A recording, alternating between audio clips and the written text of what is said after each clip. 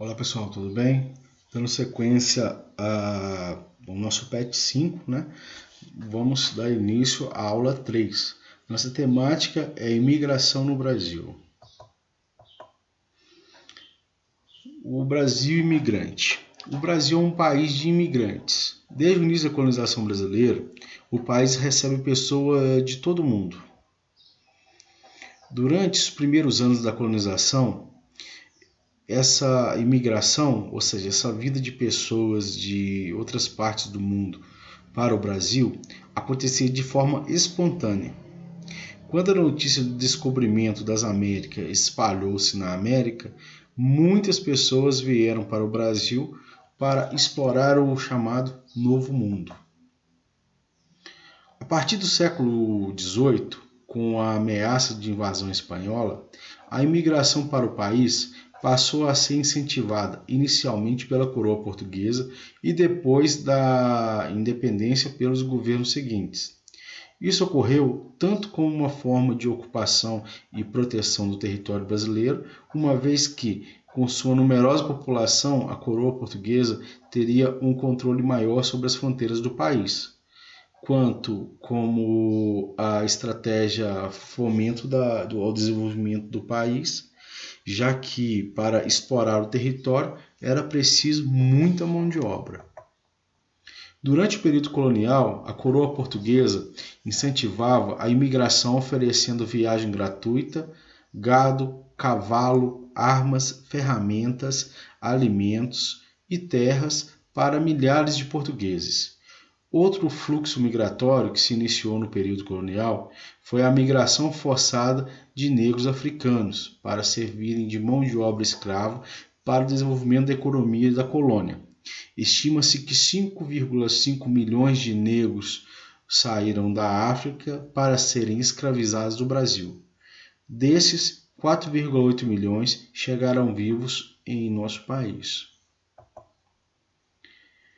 Com a pressão inglesa para a libertação dos escravos, que culminou no fim do tráfico negreiro em 1850 e na abolição da escravatura em 1838, houve uma intensificação da imigração para o Brasil, já que era necessário substituir a mão de obra escrava por assalariada barata, mas que tivesse o domínio das técnicas de produção agrícola e manufatureiras da Europa.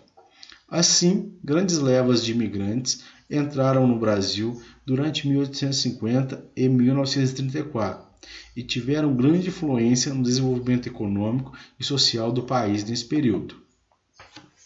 Os principais grupos de imigrantes, podemos citar os portugueses, que seriam um dos principais, no fim do século XIX, em virtude das difíceis condições econômicas de Portugal. Muitos portugueses vieram para o Brasil, espalhando-se por diversas regiões, principalmente Rio de Janeiro e São Paulo.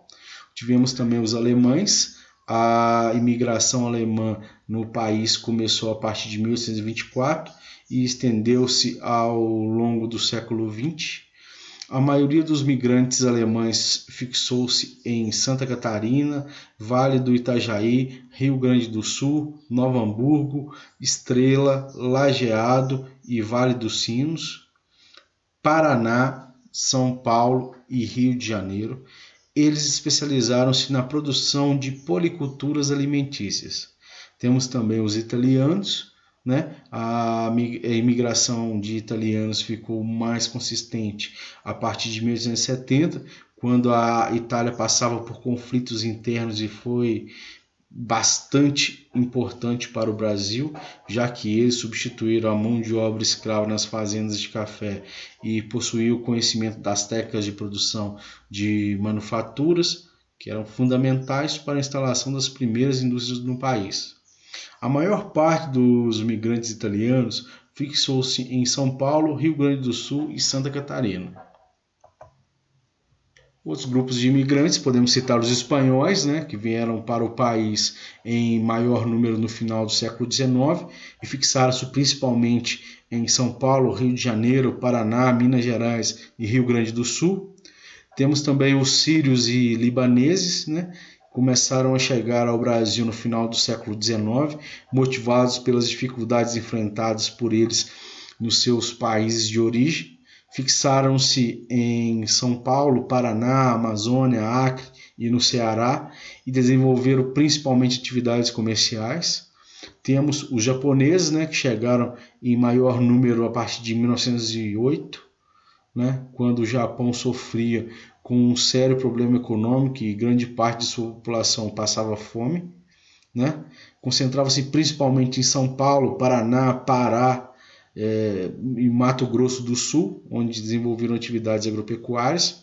Foram responsáveis pela implantação de novas técnicas de cultivo e produção no país.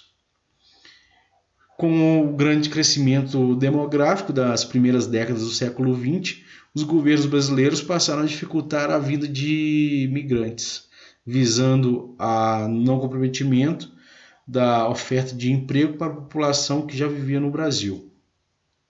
Para se ter uma ideia, a Constituição de 1937 previa um sistema de cotas de imigrantes em que era só aceito 2% do total de imigrantes de cada nacionalidade dos últimos 50 anos, limitando assim drasticamente o acesso dos imigrantes ao país. Após os anos 2000, com a estabilidade econômica e política, o Brasil tornou-se alternativa para cidadãos tanto de países desenvolvidos como subdesenvolvidos. Eventos como a Copa do Mundo de 2014 e as Olimpíadas de 2018 se tornaram um verdadeiro chamariz para a imigração. As principais levas de imigrantes recebidas hoje são de haitianos, bolivianos e refugiados de guerra, como os sírios, os senegaleses, os nigerianos. Igualmente, devido à crise na Venezuela, muitos cidadãos desse país estão cruzando a fronteira, especialmente em Roraima. Entre os asiáticos, podemos citar os chineses e coreanos, vêm para abrir um comércio e se estabelecerem, sobretudo, nas cidades mais desenvolvidas do país. As portas do país não estão abertas a todos. No entanto, em muitos casos, é entrar na cidade de forma ilegal, principalmente no caso de haitianos e bolivianos. Segundo estimativas do Ministério da Justiça, o número de estrangeiros ilegais no Brasil aumentou cerca de 60%, passando de 960 mil para 1,5 milhão de pessoas de 2010 até 2012. Além disso, cresceu o número de imigrantes em situação irregular no país. Esses migrantes são originários principalmente dos países vizinhos e vêm em busca de empregos em confecções, comércio, construção civil, entre outros. Essa intensa migração para o Brasil alterou profundamente a nossa cultura.